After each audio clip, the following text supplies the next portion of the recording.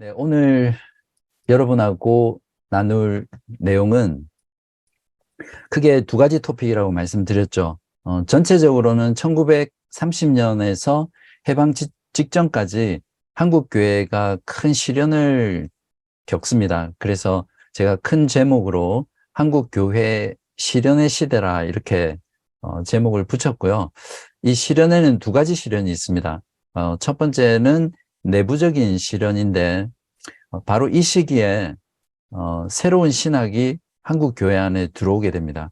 1884년에 개신교가 본격적으로 전파되기 시작하면서 몇십 년 되지 않았는데 한국 교회 안에는 서양의 여러 가지 근대 또는 현대 신학들이 물밀듯이 들어오면서 한국 교회를 많이 힘들게 했거든요. 그래서 내적인 시련으로 한국 교회를 좀 살펴보려고 하고요. 그리고 잠깐 쉬고 두 번째 토픽은 외적인 시련이죠. 바로 일제강점기 아래에서 신사참배 강요가 1930년부터 시작해서 1935년에 5년부터 해방 전까지 너무너무 강화되거든요. 그러한 신사참배의 강요로 인해서 한국 교회가 또한 외적으로 또 그것이 영향이 되어서 내적으로 많은 어려움을 겪는 그런 시대입니다. 그래서 오늘 여러분하고 한국교회가 겪었던 그 시련을 통해서 우리들의 신앙을 돌아보고 우리가 앞으로 어떻게 신앙생활을 해야 할 것인지 또 교회로서 우리는 어떤 교회를 추구하며 앞으로 살아가야 하는지 그런 것들을 좀 여러분하고 함께 나누려고 합니다. 초기 한국교회의 신학인데요. 초기 한국교회라고 하면 1884년부터 1910년을 지나서 1930년까지도 초기 한국교회 신학이라고 할 수 있고요. 1930년 이전까지는 한국교회 신학이라고 하면 선교사들의 신학이겠죠. 처음 복음을 전파하고 또 조선 땅에서 성경을 가르치고 또 교회를 세워나갔던 사람들이 바로 선교사들이었기 때문에 선교사들이 어떤 신학을 가지고 있느냐가 초기 한국교회의 신학을 만들어 가겠죠. 초기 선교사들의 신학은 무엇이었을까요? 제가 1920년대까지는 대체적으로 보수적이고 복음적인 신학을 가지고 있었습니다.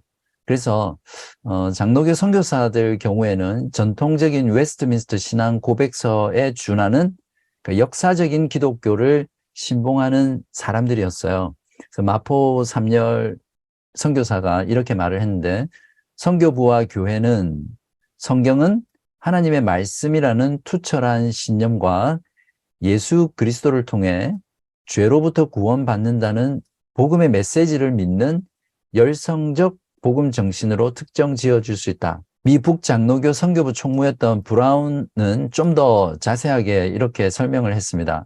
전형적인 퓨리탄, 즉 청교도 신학을 가진 선교사다 이렇게 표현을 했고요. 이들은 1세기 전 그들의 조상들이 뉴 잉글랜드에서처럼, 이거 미국을 말합니다. 안식일을 지켰으며 댄스, 술이나 담배, 그리고 카드놀이에 기독교 신자들이 빠져서는 안 될 죄라고 보았다.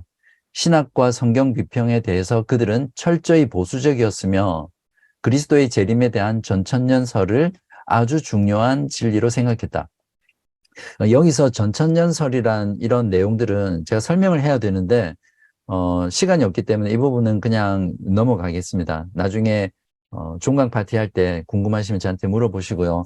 일단 그런 용어가 있다는 거 여러분 이해하면 될 것 같고요. 한국 교회는 그리스도인이 되면 담배라든지 술이라든지 그러니까 금주 금연을 당연시 하잖아요. 제가 한국에서 신앙생활을 할 때도 그리스도인이 된다는 거는 술을 끊고 담배를 끊고 노름을 하지 않고 그런 것들이 많았죠.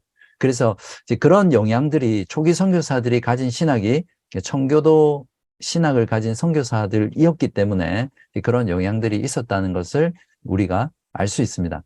특히 장로교 선교부에서는 이러한 보수적이고 청교도적인 신학을 선교사들이 가지고 있었습니다. 그러면 초기 선교사들의 신학은 철저한 개혁주의 또는 칼빈주의 신학이라고 생각할 수 있는데 자세히 들어가 보면 초기 선교사들의 신학은 아주 엄격한 칼빈주의라고 보기는 좀 어려워요. 오히려 근본주의적이고 또 보수주의적인 그런 복음주의 신학을 가지고 있었다. 이렇게 정리를 하는 게 좋습니다. 자, 초기 한국교회 신학에 대해서 평가를 해보면요. 보수주의 신학이라고 표현할 수 있고, 철저한 근본주의 또는 정통적 복음주의, 또 경건주의적 복음주의, 청교도적 개혁주의 정통신학, 이런 것들로 불립니다. 지금 용어들이 많이 나와서 여러분이 세계교회사를 들으셨던 분은 조금 이해가 되실 거예요. 신보균 교수님은 한국 장로교 신학을 어떻게 표현했냐면, 유럽의 칼빈주의 플러스 영국과 미국의 청교도 사상이 구현된 신학이다. 이렇게 봤죠. 그래서 한마디로 청교도적 개혁주의 신학이라고 평가를 했습니다. 백낙준 또 하비 콘이라는 선교사는 철저한 칼빈주의적 경향으로 이해를 했는데, 이제 여기에 대해서 어느 정도 문제를 제기하려고 해요. 과연 초기 선교사들의 신학이 철저한 칼빈주의적 신학을 가지고 있었나, 또는 청교도적 개혁주의를 가지고 있었냐라고 판단해 본다면 그렇지 않다라는 거죠. 어떻게 그걸 알 수 있냐면, 초기 한국 교회 신학을 대변해 주는 12개 신조라는 게 있어요. 1907년 장로교 동노회가 우리의 신앙 고백으로 채택한 것인데요. 이 내용을 보면 초기 선교사들과 또 한국 교회 신학을 잘 평가할 수 있습니다. 이때 들어왔던 조선에 내한했던 선교사들은 다른 선교회들이 많이 있었잖아요. 그러니까 다른 교단에서 온 선교사들이 많았기 때문에 그들과 신학적으로 충돌하고 싶지 않았던 거예요. 어떤 복음적인 연대를 위해서 개혁주의적인 장로교 전통을 아주 엄격하게 고집하지 않았어요. 대표적인 개혁주의 신학인 이중예정이라든지, 이중예정이 여러분 혹시 어떤 건지 아세요? 세계교회에서 할 때, 칼빈에 대해서 할 때 제가 언급을 했었는데, 하나님은 구원할 자를 예정함과 동시에 버릴 자를 예정했다라는 것이 이중예정인데, 이 이중예정론이 개혁주의 신학의 아주 핵심적인 부분이거든요. 그래서 이러한 부분이 12개 신조에는 없고요. 또 문화에 대한 소명이 없습니다. 자, 이러한 내용들을 보면 이제 결론적으로 초기 한국 교회 신학은 개혁주의라고 간주하기는 어렵고, 보수적이고 복음적인 기독교라고 보는 것이 가장 타당한 평가라고 할 수 있습니다. 그런데 한국 지도자들이, 선교사들이 이런 보수적이고 복음주의적인 신학을 그대로 수용하지는 않았고요.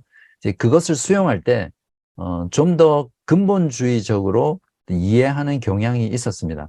한국 교회 초기 신학은 자유주의 신학을 거부하는 데는 아주 철저했지만, 반대로 개혁주의 전통과는 좀 더 다른 근본주의적인 그러한 신학으로 나아갔다는 것을 우리가 알 수 있습니다.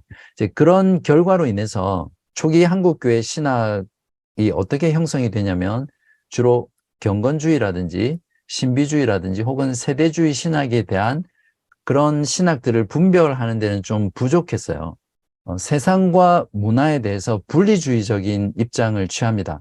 그러니까 신앙생활이라는 것 자체를 철저한 개인 영혼 구원에 집중하고, 내가 살고 있는 이 세상의 또 문화, 정치, 경제, 또 삶에 대해서는 분리해서 생각하는 그런 어떤 경향들이 짙었죠. 그래서 세상에서는 세상적인 방식으로, 또 교회에서는 교회의 방식으로 이렇게 살아가는 이원론적인 삶, 신앙, 또 신학, 이런 것들을 좀 형성하게 되었습니다. 문제는 무엇이냐면, 이러한 신학적인 경향이 초기 한국 교회에서 끝나는 것이 아니라 그것이 지금 한국 교회 안에도 여전히 현저하게 나타나 있다라는 겁니다. 특히 경건주의적인 신앙이 한국 교회는 굉장히 강하잖아요.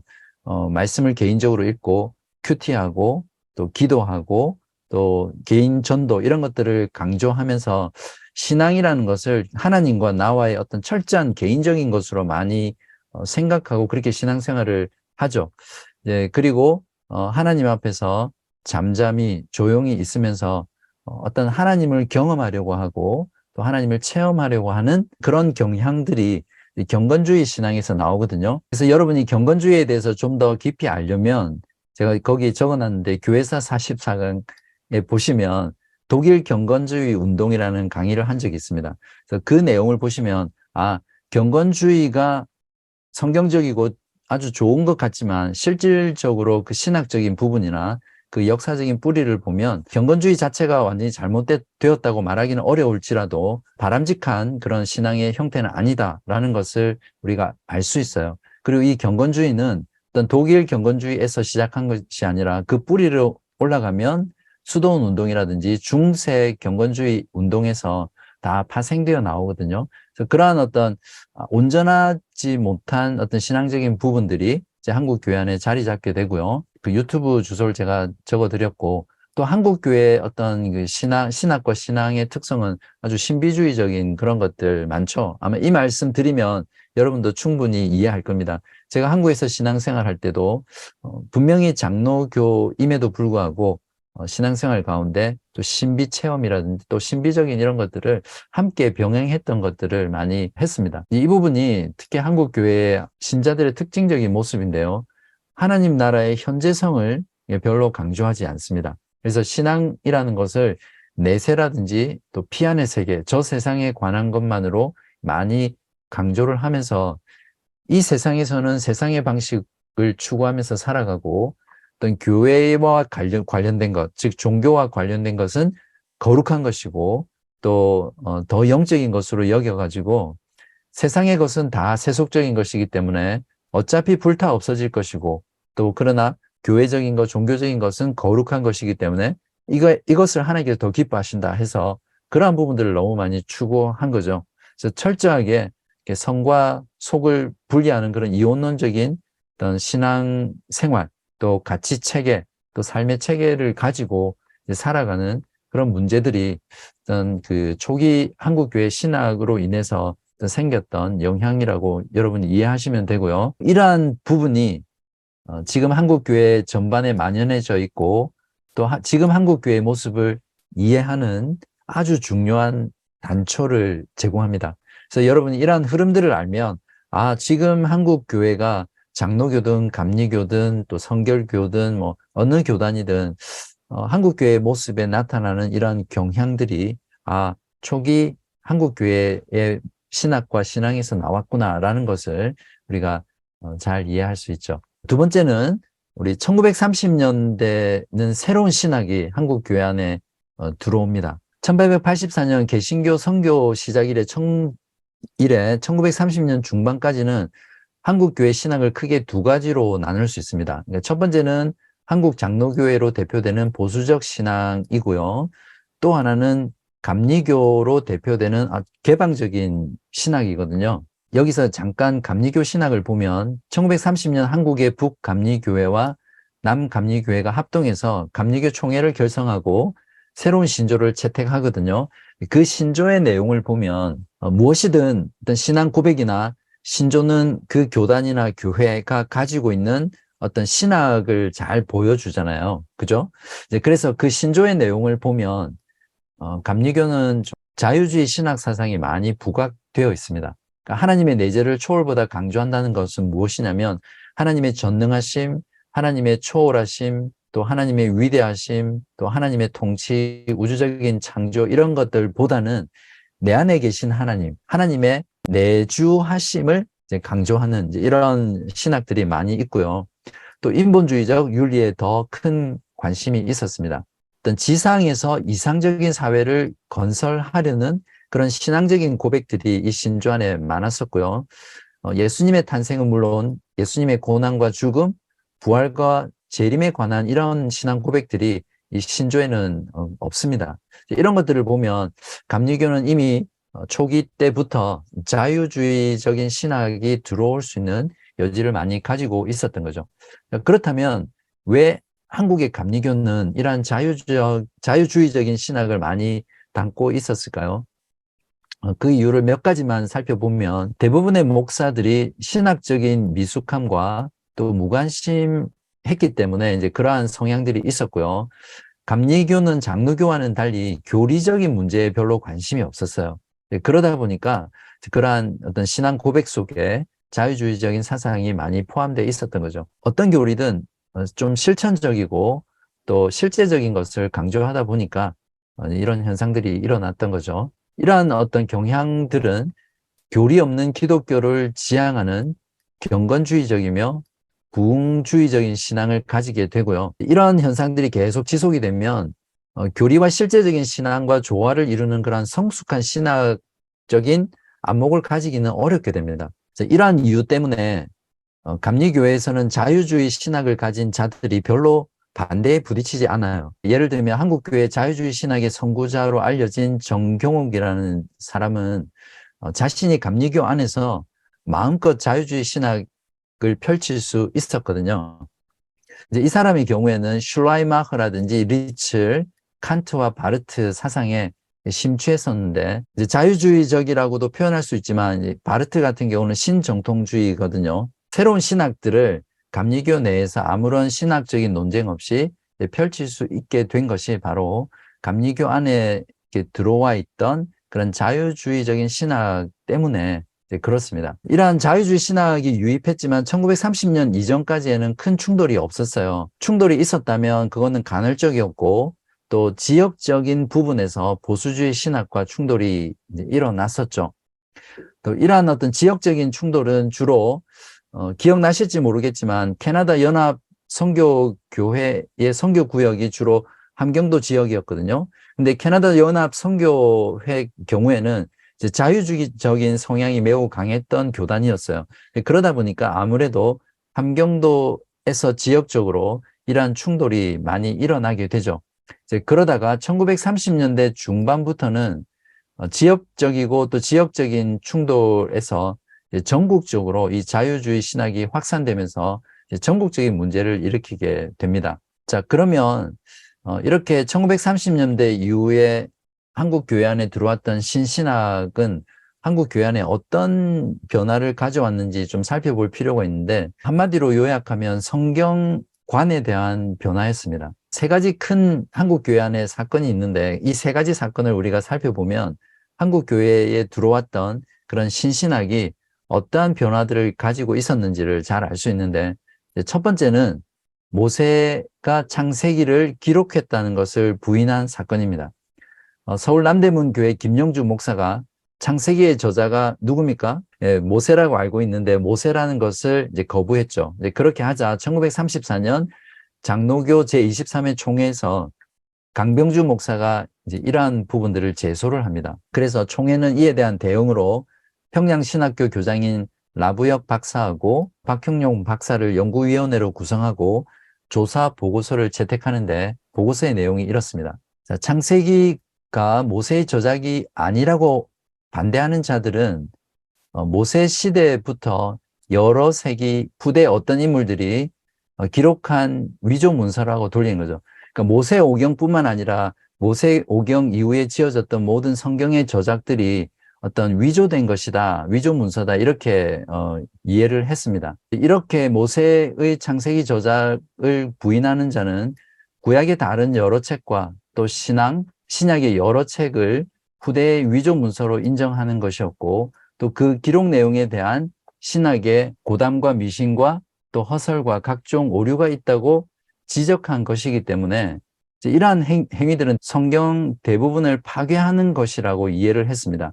그래서 어떻게 결단을 내렸냐면 조선 장로교 안에서 창세기를 모세의 저작이 아니라고 가르치는 목사들은 그러니까 처음에 회개하도록 하고 또 회개하지 않고 그걸 공식적으로 잘못했다고 사과를 하지 않는 경우에는 더 이상 장로교회의 목사로서 교육자 사역을 하지 못하도록 거절하도록 했습니다. 두 번째 사건은 무엇이냐면 교회에서 여성의 위치에 대한 부분입니다. 최근에 디모데전서 2장 11절, 12절 또 그 이후의 내용들을 통해서 교회에서 여성이 가르칠 수 있느냐 없느냐 이런 것과 관련해서 설교를 들으셨죠. 그것하고 동일한 문제입니다. 고린도전서 14장 33절과 34절을 근거로 해서 한북 성진중앙교회 목사였던 김춘배 목사가 문제를 제기합니다. 여자는 조용하라, 여자는 가르치지 말라고 하는 것은 5,000년 전에 일개 지방교회에서 지켜야 했던 교훈과 풍습이고 망고불변의 진리는 아니라는 거죠. 그러니까 5,000년 전에 교회에서 적용해야 되는 부분을 여기 뭐 5,000년 전이 아니죠. 그러니까 2,000년 전이죠. 1세기 교회 안에서만 해당하는 사항을 지금 망고불변의 진리라고 여기고 지금도 똑같이 적용해서는 안 된다라는 것을 주장한 겁니다. 이 사람이 이런 주장은 결국 성경 해석에 관한 문제였고 또 성경의 권위와 한계를 주장한 것입니다. 본인의 의도는 교회 내 여성들의 권위를 또 권한을 높이고자 의도한 것이지만 이것을 총회에서 받아들일 때는 성경의 영원성과 또 절대성을 의심한 것으로 보았고요. 그래서 심각하게 대응하고 보고서를 발표의 내용은 쭉 제가 적어놨는데 나중에 읽어보시고요. 중요한 부분은 성경의 파괴적 비평을 가르치는 교역자들과 성경을 시대 사조에 맞도록 자유롭게 해석하는 교역자들은 우리 교회 교역계에서 제외하기 위하여 총회는 각 노회에 명령하여 교역자의 쉬치 문답을 엄밀히 하고 조금이라도 파괴적 비평이나 자유적 해석 방법에 감화를 받은 자는 임직을 거절해야 된다라고 하면서 이런 신학과 이런 사상을 가진 자들을 장로교 교회 안에서 사역할 수 없도록 이렇게 제명하는 그런 조치를 취한 것입니다. 지금으로 보면 굉장히 보수적이고 어떻게 보면 극단적인 조치라고 볼 수 있는데 그만큼 한국 장로교회는 이러한 부분들에 대해서 아주 철저하게 보수적 신앙으로 배격했다는 것을 알 수 있습니다. 그 다음에 세 번째 사건은 성경 주석에 관한 부분인데요. 그러니까 아빙돈이라는 출판사에서 성경 주석을 출간합니다. 1930년 미국 감리교 출판사인 아빙돈사가 발간한 것인데 이 성경 주석을 번역할 때 번역위원으로 참석했던 사람 중에 한경직이라든지 김재준 등이 참여합니다. 좀 이따 하겠지만 김재준은 한국의 자유주의 신학을 도입했던 대표적인 사람이거든요. 아빙돈 성경 주석은 자유주의적인 주석이었기 때문에 장로교 목사가 이러한 번역에 참여했다는 것 자체가 문제가 됐습니다.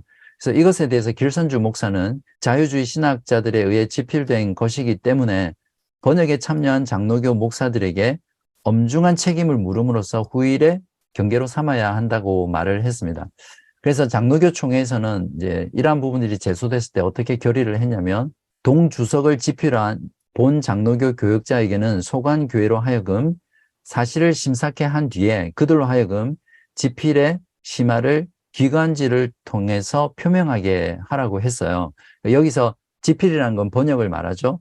그 중에 최필근 목사는 자신이 잘못했다고 시인했고 또 사과를 했지만 김재준과 한경직 목사는 신학의 자유를 억압하려는 총회의 독단적인 행동이라고 말하면서 사과하지는 않았어요. 한국교회 안에 들어왔던 자유주의 신학 때문에 한국 장로교회는 더 보수적이고 철저한 그런 성경의 권위를 지켜낸 것에 있어서는 아주 긍정적인 부분입니다. 그에 반해서 이러한 자유주의 신학이 들어오면서 한국 교회의 보수주의가 더 근본주의적인 방어적인 특성을 가졌다는 거예요.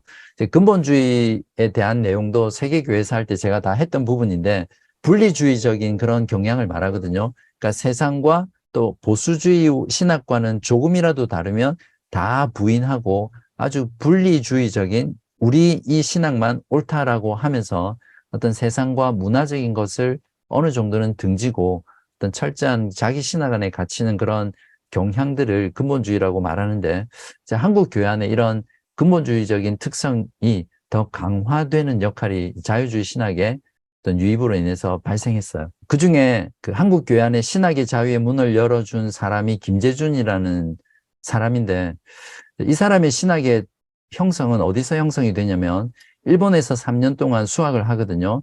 그때 칼바르트, 브루너, 니버, 틸리, 불트만 같은 신학을 접하고 그때 이 사람의 그러한 어떤 새로운 신학이 형성이 돼요. 언급된 이 사람들은 정확하게 말하면 자유주의 신학자라고 하기보다는 신정통주의 신학인데요. 이 신정통주의 신학도 제가 47강 근대교회사에서 좀 자세히 다뤘습니다. 그래서 여러분이 47강 교회사 강의하고 또 독일의 경건주의 강의하고 이렇게 같이 들으시면 오늘 강의가 잘 이해가 될 겁니다. 일본에서 신학을 공부했던 많은 사람들이 이러한 신정통주의를 일본에서 접하고요. 일본의 영향을 받아서 그것을 한국 교회 안에 가지고 온 거죠. 왜냐하면 일본에서는 칼 바르트의 인기가 대단했었거든요. 거의 어떤 신학계의 교황의 위치로 군림했었고요. 이제 미국에서는 칼 바르트를 20세기에 뛰어난 신학자 중에 한 사람으로 그냥 여겼지만 일본에서는 어떤 유일한 신학자로 여겼던 거죠. 바로 거기서 공부했던 한국의 신학자들이 그걸 한국 교회에 가지고 오면서 한국 교회 안에 아주 많은 영향을 미치게 됩니다. 자, 이렇게 해서 우리 김재준은 한국 교회 보수주의 신학자들과 많이 부딪히게 되고요.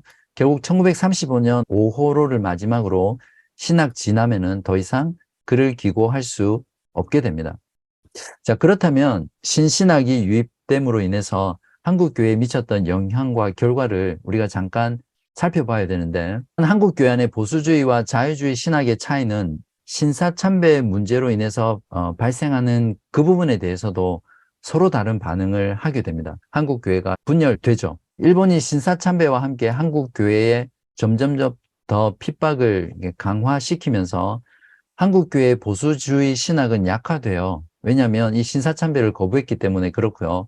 그에 반해서 자유주의 진영은 신학적으로 신사참배하는 것이 그렇게 중요하지 않았기 때문에 일제와 타협하고 또 적응하는 길을 모색하게 되죠.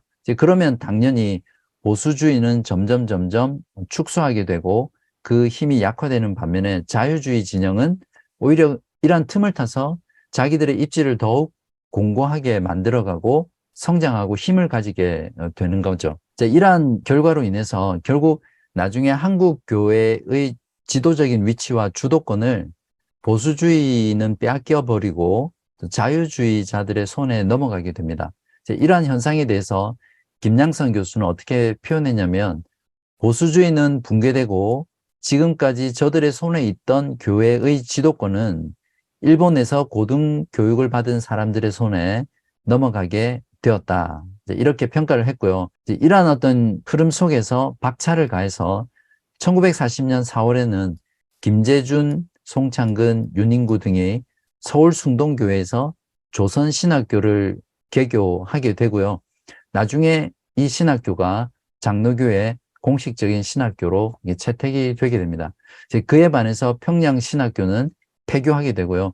보수주의의 많은 신학교와 학교들이 일제 신사참배 강요로 인해서 폐교되는 그런 일들을 겪게 되죠. 이러한 상황 속에서 1946년 9월에 고려신학교가 자유주의자들에게 더 이상 한국교회의 미래를 맡길 수 없다라는 취지하에 개혁주의 신학교를 설립하게 되는데, 그것이 부산에 설립된 고려신학교입니다. 정통적인 보수신학자들 가운데 우리가 박형룡이라는 신학자를 우리가 잘 알아야 하거든요. 이 박형룡이라는 분은 한국 보수주의 신학을 대표했고요. 또 보수신학을 지키는 보루의 역할들을 했습니다. 그러니까 한국에 들어왔던 그 자유주의 신학과 평생을 싸웠던 사람이라고 이해를 하시면 됩니다. 여기 보면 한국의 메이천이라고 그런 별명이 있었는데, 이 그레이엄 메이천이라는 사람은 미국에 들어왔던 자유주의 신학과 자유주의자들과 싸웠던 사람이었거든요. 그래서 이 박형룡 신학자를 한국의 메이천이다, 이런 이제 별명을 붙여준 거죠. 신학 난제 선평이라는 출판을 통해서 신정통주의, 자유주의, 즉 슐라이마흐라든지 리첼, 바르트, 브루너, 틸리, 이런 사람들이 다 신정통주의자이면서 그러한 신학으로부터 한국 교회를 사수하려고 했던 것이 박형룡 신학자였습니다. 결국 일제 신사참배 문제로 평양신학교가 폐교되자 만주로 망명했다가 나중에 해방 후에 부산의 고려신학교 교장으로 근무한 뒤에 6개월 정도 근무합니다. 그리고 1948년 남산의 장로교 신학교 교장으로 취임했고, 1951년에는 총회신학교 교장으로 활동하다가 1972년에 은퇴를 합니다. 여기서 우리가 꼭 짚고 넘어가야 될 게 뭐냐면, 이분의 신학과 또 가르침 가운데는 단점이 있어요. 박형룡의 신학적인 태도가 경직되어 있었다는 거죠. 보수주의 신학 자체는 어떠한 발전도 인정하지 않았습니다. 보수주의 신학이라고 하더라도 개혁된 교회는 끊임없이 개혁하는 교회이고 또 그런 신학이어야 하는데, 그냥 보수주의 신학을 딱 정해놓고 그것과 다른 것은 어떠한 것도 인정하지 않고 또 발전시키지 않으려고 했던 거죠. 그렇기 때문에 일반운총이라든지 또 역사의식이라든지 문화에 대한 이해가 결여되어 있고요. 그것으로 인해서 반지성주의적인 경향을 띤 근본주의를 개혁주의 정통신학과 동일시하는 그런 오류를 범하게 됩니다. 이게 어떻게 말했냐면 근본주의는 이제 정의를 할 때 별다른 것이 아니라 정통주의요, 정통파 기독교이다라고 정의를 했습니다. 한 걸음 더 나아가서 근본주의는 기독교의 역사적, 전통적, 정통적 신앙을 그대로 믿고 지키는 것이다 라고 표현을 했고요. 이 말은 다른 말로 정통신학과 동일한 것인 것 많지 이것은 즉 근본주의를 말합니다. 곧 기독교 자체라고 단언하는 것이 가장 적당한 정의일 것이다. 근본주의는 기독교 자체이다. 그러니까 박형룡이 말한 근본주의는 기독교의 가장 정통적인 신앙이다. 이렇게 표현을 하면서 그것을 개혁주의 정통신학과 동일시하게 된 거죠. 이러한 가르침과 신학이 한국 교회 안에, 특히 한국의 보수주의 교회 안에 깊이 뿌리 박힘으로써 한국 교회의 신학의 특징을 이렇게 세대주의라든지 근본주의적인 신학을 어떤 별다른 반성 없이 그대로 수용하게 되면서 지금까지 한국 교회의 모습과 신학과 신앙을 형성했다라는 것에 있습니다. 이러한 단점들이 한국 교회에 많은 영향을 미치게 되는데, 원래는 장로교는 개혁주의와 칼빈주의 신학을 가장 잘 담아낸 신학이거든요. 그럼에도 불구하고 한국 교회의 장로교 신학은 이런 정통적인 개혁주의와 칼빈주의 신학을 잘 담아냈다기보다는 보수주의적이고 또 복음주의적이기는 하지만 세대주의적이고 또 근본주의적인 신학의 성격을 많이 지니게 됐습니다.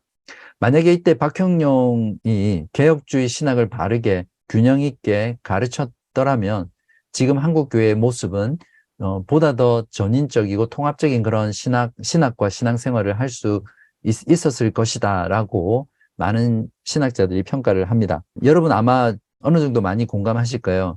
한국교회, 특히 한국의 장로교회 치고 개혁주의를 표방하지 않는 교회 없죠.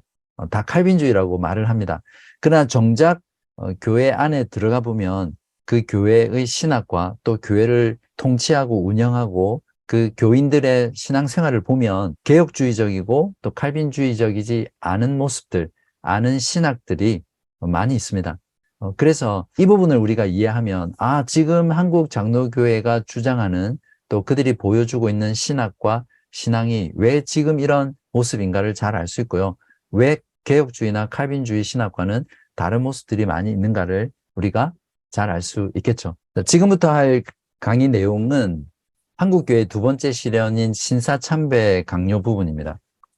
신사참배 강요는 여러분이 잘 아셔야 돼요. 왜냐하면 이 신사참배 강요에 대한 한국교회의 반응 때문에 나중에 해방 후에 한국교회가 분열이 되는 결정적인 역할을 하고요. 신사참배 강요 때 어떻게 한국교회가 반응을 했고 또 선교사들은 어떻게 반응했는지 또 그렇게 하게 만들었던 신학적인 배경은 어떤 건지 이런 것들을 우리가 잘 이해하면 한국교회를 잘 이해할 수 있습니다.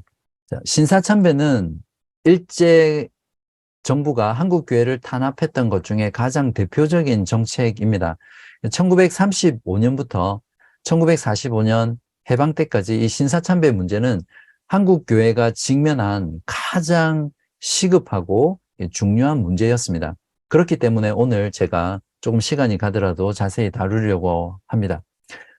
해방 이후에 한국교회가 분열된 주요한 원인이었고요. 또 신사참배 문제로 인해서 한국교회는 외적인 문제뿐만 아니라 이것으로 인한 내적인 문제로 아주 혹독한 시련을 겪게 됩니다. 신사참배를 이해하기 위해서는 먼저 신도라는 개념을 알아야 되거든요.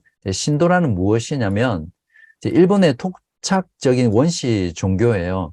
드물게도 동양에서는 태양신을 섬기는 아마테라스 오미카미를 숭배하는데요. 한마디로 다신론이고 또 자연 숭배적인 종교입니다. 거기에다가 일본 천황을 지금 현존하는 신으로 섬기는 거죠. 그런 면에서 신도라는 종교는 민족적인 종교라고 이해를 하시면 돼요. 메이지 유신 이후부터 이제 그때 세웠 정권은 일본을 천황제 국가로 만들고요. 신도를 국가의 기본 이념으로 정합니다. 그래서 전 국민에게 참배하게 하기 위해서 신도를 어떤 종교가 아니라 국가의 은혜에 보답하는 국민 도덕으로 규정을 합니다. 참 희한하죠. 교묘하고요. 다음은 신사라는 개념을 또한 알아야 되는데, 신사라 무엇이냐면 신도 의식을 행하는 종교시설이라고 보면 됩니다. 1917년 7월 2일부터 신도 종교의 조선 본산인 신사를 어디에 건축하냐면 남산에 착공하고요. 1925년에 준공하면서 조센진구라고 부릅니다.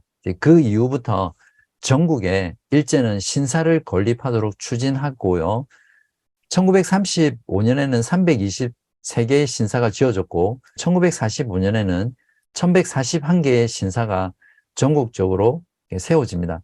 보시는 그림이 조센진구라는 조선의 신사의 본거지입니다. 1930년 이후에 일본 군벌이 권력을 장악하면서부터 신사참배 정책을 점점 더 강화시키거든요. 그러다가 1935년이 되면 본격적으로 전국적으로 또 한국의 기독교의 신사참배를 강요하죠.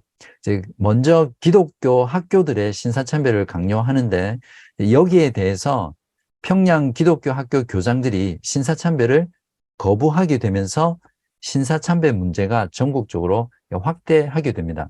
평양의 숭실중학교와 숭실전문학교 교장이었던 윤산홍과 숭실여학교 교장인 스누크가 기독교인의 양심상 본인이 신사참배를 할 수 없을 뿐만 아니라 학생들에게도 신사참배를 참여시키는 것을 강요시켜서는 안 된다라는 입장을 밝혀요.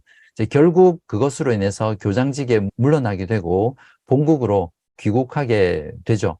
1936년 10월부터는 무장한 경관들이 전국에 있는 기독교 학교에 침입해서 신사참배를 강요하고요. 도지사들이 기독교 교파 대표자들에게 더 이상 마찰을 일으키지 않도록 하라고 하면서 신사와 종교에 관한 건이라는 통첩을 보내요. 이제 거기에 뭐라고 말하냐면 신사참배는 종교 의례가 아니라 국민 교육에 필요한 의례다라고 하면서 더 이상 신사참배에 대해서 불만을 가지지 말라고 명령을 내리죠. 기독교 학교의 신사참배를 강요하잖아요.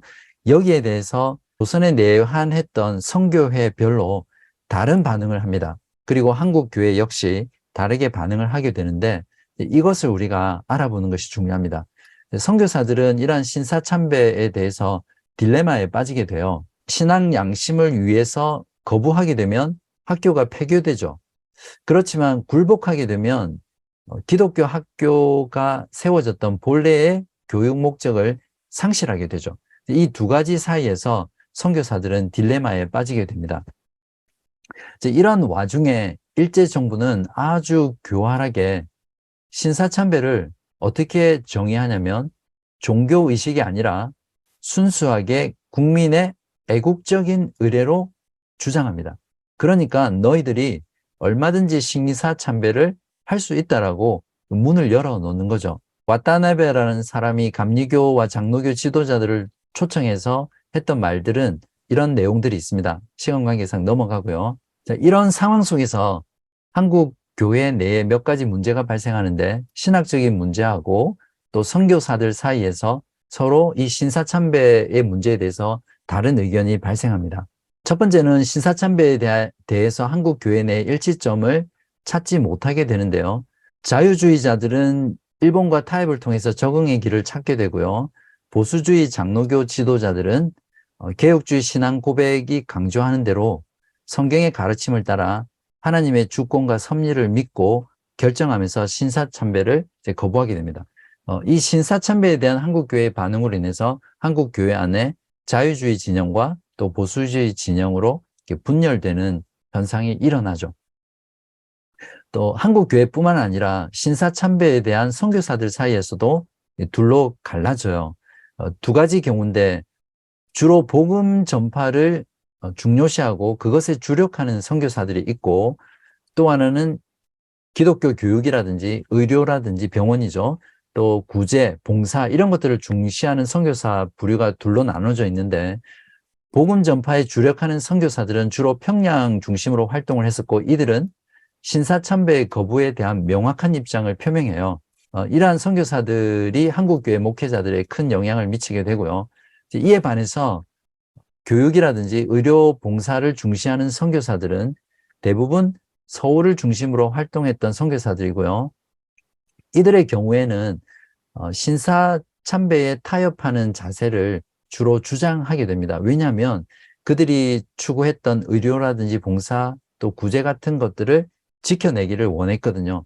그 중에 대표적인 인물이 언더우드 선교사하고 쿤스라는 사람입니다. 언더우드는 이렇게 말했어요. 나 자신은 국가적 의식으로서 신사를 받아들인다.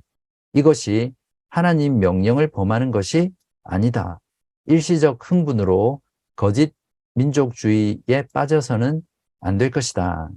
제 개인적으로는 언더우드 선교사가 한국의 개신교를 전파하고 지대한 공헌을 했지만 이런 부분은 정말 좀 안타까운 부분들이 많이 있다고 생각을 합니다. 신사참배에 대한 강요에 대한 선교사들의 결정은 이 부분은 기독교 학교에서 신사참배를 강요한 부분들이거든요. 감리교 선교회는 신사참배를 종교적인 행위가 아니라 애국적인 행위라는 일제 정부의 그 근거들을 그대로 받아들이고 따르기로 결의를 합니다. 그러니까 어떻게 되죠? 선교 학교들은 그대로 존속되죠. 로마 가톨릭은 개신교는 아니지만 그들의 입장을 잠깐 살펴보면 1919년과 30년에는 신사참배를 우상숭배로 보았어요. 그러한 입장들을 포기하고 로마 교황청에서는 1930년 이후에 가톨릭 신자들은 국가의식에 참여해도 무방하니 이는 기독교의 욕을 돌리는 것이 아니다라고 하면서 교지를 내립니다. 당연히 자유주의자들은 타협과 적응의 길을 모색하면서 일제의 신사참배를 그대로 수용하죠. 그에 반해서 장로교 선교회는 근본적으로 신사참배가 어떤 것인지 그것을 신학적으로 규명을 하고 반대를 표명합니다. 장로교 선교사 중에 윤산원 선교사는 평양 지구에 있는 장로교 교역자 협의회에서 거기에 한국인 목사들이 참여하잖아요. 그분들에게 조언을 구했는데 한 사람을 제외하고는 전원이 다 신사참배를 반대하면서 장로교 선교사들에게 그들도 신사참배에 반대해주고 그러한 교회의 신앙을 굳게 지켜달라고 부탁을 합니다. 장로교 선교회 경우에는 캐나다 장로교를 제외하고는 모든 선교회가 신사참배를 반대합니다. 그러니까 미국 북장로 선교사는 처음부터 신사참배에 반대했고요. 그 결과 기독교 학교들이 다 폐교하기로 결정되죠. 미국 남장로교는 북장로교보다 더 단호하게 신사참배를 반대하면서 결국 그들이 세웠던 학교들이 폐교가 됩니다. 남장로교 선교부 총무 풀톤이 말했던 말을 보면 신사참배에 대해서 장로교가 특히 남장로교가 어떠한 신학적 입장을 견지했는지를 잘 알 수 있는데요.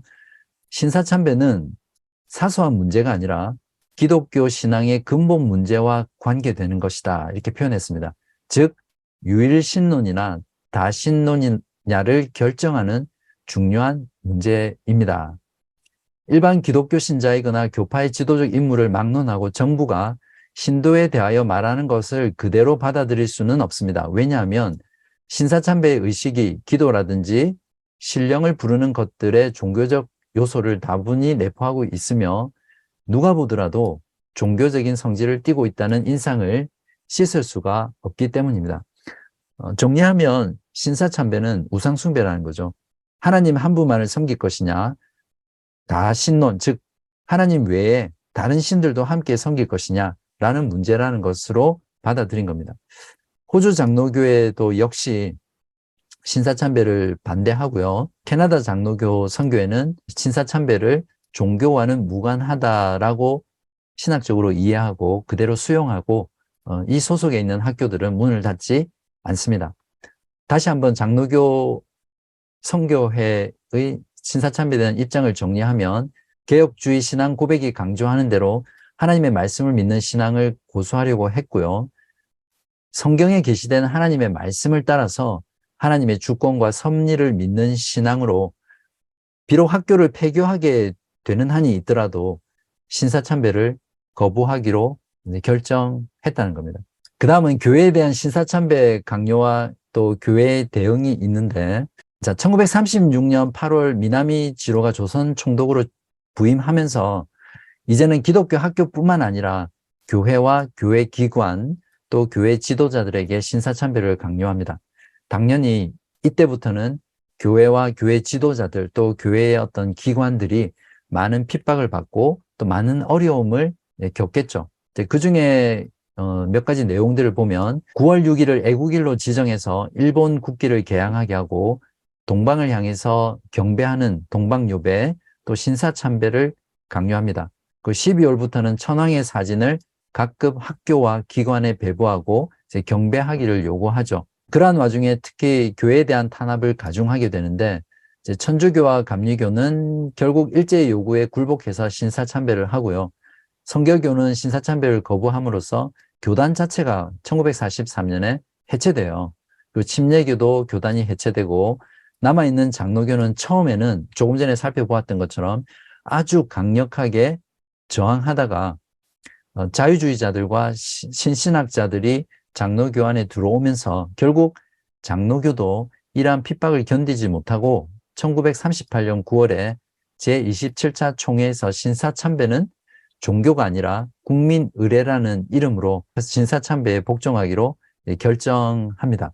이렇게 될 수밖에 없었던 것은 신사참배를 거부하고 버티는 장로교회를 일제가 꺾기 위해서 정말 많은 노력들을 하거든요.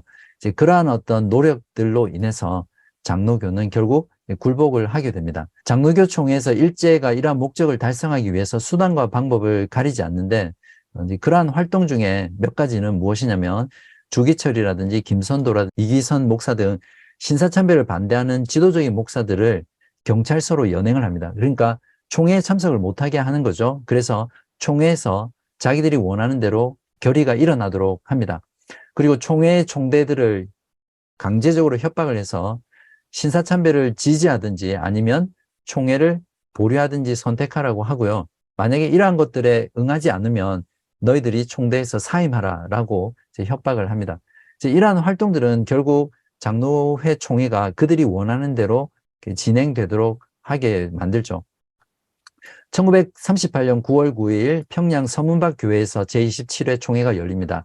여기에서는 마치 중국 공산당이나 또 북한처럼 일본 경찰의 감시와 통제하에서 총회가 개최되어 경찰이 교회를 포위하고요. 교회 안을 경찰들로 가득 메웁니다. 이제 거기 보면 100명의 경찰들이 193명의 총대들 틈에 중간중간 앉습니다. 공포 분위기를 조장하고 그들이 마음껏 그들의 생각들을 표현하지 못하도록 막았던 거죠. 이러한 총회는 사실 하나마나한 거죠. 일제 정부가 원하는 방향대로 총회가 이루어집니다. 그래서 미리 준비해 놓았던 성명서를 총회 서기가 이렇게 낭독합니다. 신사참배는 종교가 아니고 기독교의 교리에 위반되지 않는 본의를 이해하고 신사참배가 애국적 국가의식임을 자각하여 이에 신사참배를 솔선 여행하고 추이 국민정신 총동원에 참가하여 비상시구하에서 총후 황국식민으로서 적성을 다하기로 한다. 그러니까 한마디로 신사참배는 종교적인 의식이 아니라 국가적인 애국적인 행위이기 때문에 적극적으로 참배하라. 이것을 장로교 총회에서 결의를 합니다. 이러한 결의 후에 정말 안타까운 것은 부총회장인 김길창을 비롯해서 23명의 총대들이 평양의 신사로 직행해서 참배를 했고요. 장로교와 감리교의 각각 총회는 12월 12일에 전 조선 기독교를 대표해서 일본에 가서 일본 2세 신궁에 순례하고 거기에 참배하는 그런 정말 부끄럽고 수치스러운 일을 하죠. 물론 그런 핍박이 너무나 견디기 어려워서 그렇게 했다라고 볼 수 있지만 그것보다는 보다 더 타협적이고 적응해 나가는 그런 방향 속에서 했다는 것이 더 안타까운 부분이죠. 이때 이러한 결정과 행위를 했던 자들은 그들이 장로교든 감리교든 우상 숭배자들이었고요. 어떻게 보면 기독 어용단체의 회원들에 지나지 않았다라고 볼 수 있습니다. 정말 굴욕적인 굴종의 모습이었고 차라리 목숨을 내어놓는 것이 순교자들처럼 그것이 필요한 때가 아니었나 이제 그렇게 생각해 볼 수 있죠. 저는 이러한 대목에서 하나님은 이러한 한국교회의 타협과 우상 숭배적 행위를 어떻게 보셨을까 생각해 보았습니다. 물론 저나 여러분이 이러한 상황에 있었다면 이렇게 하지 않았을까라고 자신할 수 없죠. 그렇지만 우리도 그 상황에 처해봐야 어떻게 할지를 알 수 있는데 분명한 건 이러한 이들의 행위는 우상 숭배였고 너무나 굴욕적인 모습이고 치욕적이고 부끄러운 모습이었다는 거죠. 보시는 사진이 당시 조선일보에 게재됐던 참배를 결의한 조선 예수교 장로교 대표들이 평양신사에 찾아가서 참배하는 모습이 실렸던 사진입니다. 마음이 아프죠. 그렇지만 모든 장로교의 지도자들이나 또 성도들이 신사참배에 그대로 수긍했던 건 아닙니다. 또 많은 사람들이 신사참배에 대한 반대 운동을 했거든요. 거기 보면 여러 분의 그런 이름들이 나와 있는데 1938년 9월 28일 남장로교 선교회는 신사참배 강요에 굴복한 조선 예수교 장로회의 탈퇴를 결의합니다. 호주 장로교 선교회 역시 신사참배 반대 이유로 노회에서 제명된 목사들을 지지하고 후원했습니다. 그 중에 대표적인 인물이 주기철 목사님인데요. 주기철 목사님에 대한 개인적인 어떤 이력들은 넘어가고요. 1938년부터 3번이나 구속됐고 1940년 5월 4번째로 검거돼서 평양 감옥에서 그냥 감옥에 갇힌 것뿐만 아니라 혹독한 고문을 당하다가 결국 감옥에서 순교를 합니다. 그 외에도 이기선 목사라든지 또 최창민 목사, 또 마산 문창교회 한상도 목사님이 신사참배 반대 운동을 아주 주도적으로 했던 인물입니다. 신사참배 반대 운동자들은 그런 어떤 모진 고문과 박해 아래에서 개혁주의 교회는 항상 개혁하는 교회라는 이 정신에 따라서 그들의 신앙을 실천해 갔던 사람들입니다. 그래서 많은 한국교회 사람들은 이때 신사참배를 반대했던 사람들을 분리주의자다 이렇게 비판하거든요. 우리가 종교개혁 때도 분명히 제가 말씀드렸지만 로마 가톨릭에서 종교개혁을 했던 개혁자들과 교회들을 분리주의자라고 비난을 했거든요. 그것은 결코 분리주의가 아니라 참된 교회를 이루기 위해서 참된 교회의 정체성이 상실한 곳에서 나와서 참된 교회를 만들어 나갔던 신앙의 행위다 이렇게 볼 수 있습니다. 그런 면에서 전국적으로 신사참배 반대 운동을 했던 사람들을 우리가 분리주의자라고 평가하거나 그들을 폄하해서는 결코 안 될 것이라고 확신합니다. 자, 일제는 1940년 신사참배 반대자들을 전국적으로 검거하고요. 이때 투옥된 신자가 2000여 명이었고 200여 개 교회가 폐쇄됩니다. 그중에 70명의 지도적인 신자들은 장기 복역을 했고요. 50여 명은 순교했고 나머지는 해방과 더불어 추록하게 됩니다. 다음 시간에 되면 신사참배와 관련해서 협력했던 자, 따랐던 자, 또 피했던 자, 또 거부했던 자 여기에 따라서 신사참배에 대한 반응을 어떻게 처리할 것인가에 대한 문제로 인해서 한국교회가 어떻게 나누는지를 볼 거거든요. 그 부분에 좀 더 자세히 살펴보고요. 자, 이 부분이 중요합니다. 왜 그렇다면 그들은 신사참배를 반대했을까요? 첫 번째는 신사참배는 하나님의 계명에 반하는 우상숭배로 간주했습니다. 그러니까 10계명의 준수가 신사참배 거부의 가장 큰 이유였고요. 두 번째는 개인의 신앙 양심과 신앙의 자유를 억압하고 탄압하는 것이었기 때문에 반대했고, 마지막으로는 신사참배는 교회의 순수성을 짓밟고 기독교를 혼합 종교로 만드는 그리스도적 행위라고 이해했습니다. 그래서 교회의 순수성과 거룩을 지키기 위해서 신사참배를 반대했던 거죠.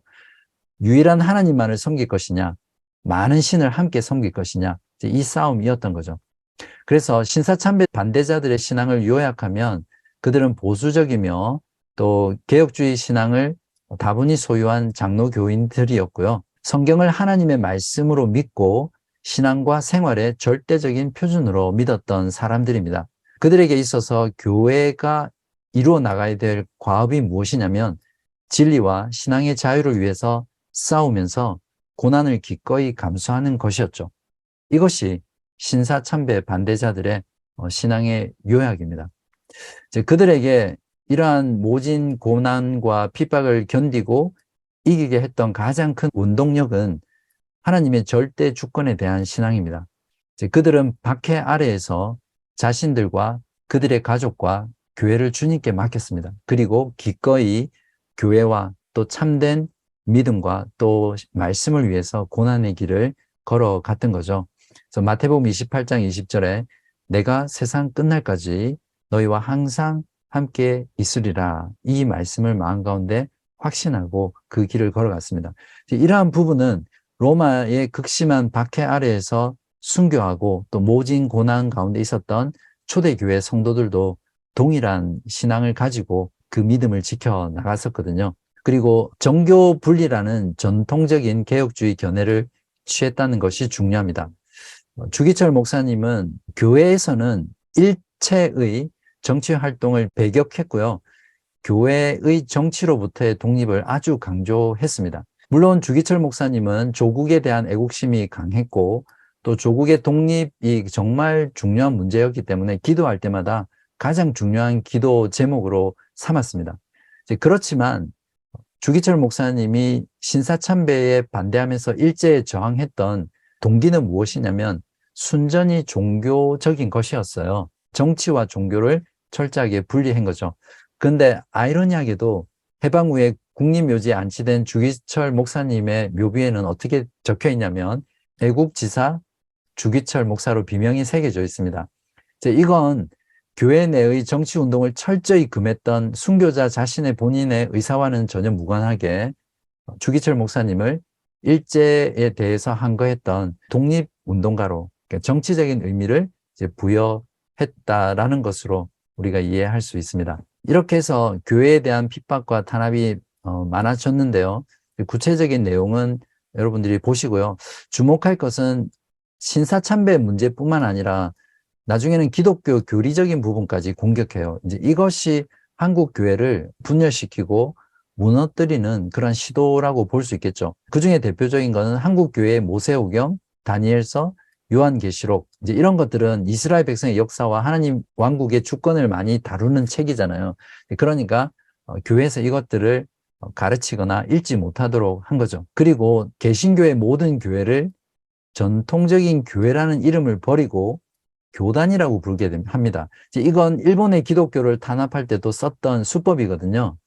그래서 1945년 해방 직전에는 폐쇄 조치를 면한 장로교와 또 감리교를 그냥 하나로 합하고는 뭐라고 부르냐면 일본 기독교 조선교단으로, 교단으로 그냥 통합이 됩니다. 이렇게 해서 50명의 한국 목사들이 서울 한강과 부산 송도 앞바다에서 일본의 간누시, 이게 뭐냐면 신도 종교의 사제들에게 정결 의식으로 미소 기바라이라고 부르는데 신도의 세례를 받게 한 거죠. 참 어처구니 없는 일인데 지금 보시는 이 장면이 미소 기바라이라는 그 신도의 세례를 받고 있는 목회자의 장면입니다. 신사참배 강요와 한국교회에 대해서 정리를 하면 신사참배를 끝까지 반대하며 순수한 신앙을 가졌던 자들이 많지만 한국교회 전체적으로는 일제의 국가 탄압에 굴복했고요. 또 신학과 신앙을 타협했던 나약하고 부끄러운 모습을 보였던 게 한국교회의 모습이었습니다. 참 안타깝죠. 그래서 이 신사참배는 그때의 사건으로 끝난 것이 아니라 해방 이후부터 지금까지도 한국교회에 그 영향을 미치고 있습니다. 첫 번째는 한국 장로교의 갈등을 가속화시켜서 해방 이후에 교단 분열의 원인을 제공했고, 이것은 다음 주에 살펴볼 거고요. 또 두 번째는 한국교회는 아직도 이 신사참배와 관련된 문제에 있어서 신학적으로든 또 신앙적으로든 해결이 안 됐어요. 여전히 해결되어야 될 미완의 과제로 남아있죠. 그러니까 신사참배와 관련해서 참된 교회가 어떻게 반응하고 어떻게 행동해야 하는지를 신학적으로 아직 입장을 정리하지 못했고요. 또 과거에 한국 교회가 저질렀던 그런 잘못에 대해서 공식적으로 회개가 이루어지지 않았습니다. 그러다 보니까 만약에 다시 한국 교회 안에 이러한 일들이 발생하게 되면 신사참배 강요 때 했던 한국 교회처럼 똑같은 일이 발생할 수 있는 가능성이 굉장히 많은 거죠.